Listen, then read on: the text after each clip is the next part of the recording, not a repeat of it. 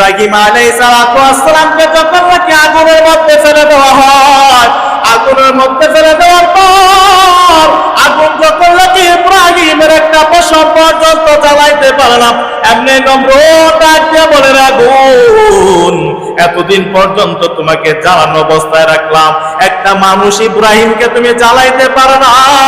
এমনি আল্লাহ রাব্বুল আলামিন আগুনের জবান খুলে দেয়, আগুন মানুষের ভাষায় কথা বলতেছে, নমরুদ আয় আয় আমার ভিতরে আয়, তুই মনে করছিস আমি একজন সাধারণ বান্দা? আগুন না, না, আমার ভিতরে আইসা দেখ আমি আগুন কত গরম।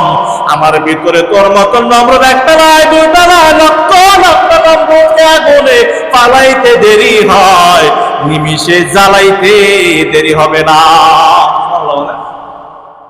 কিন্তু হযরত ইব্রাহিম আলাইহিস সালামকে আগুনে জ্বালায় নাই, একদিন নয়, দুই দিন নয়, ইব্রাহিম আলাইহিস সালাম 40 দিন পর্যন্ত আগুনের মধ্যে ছিলেন।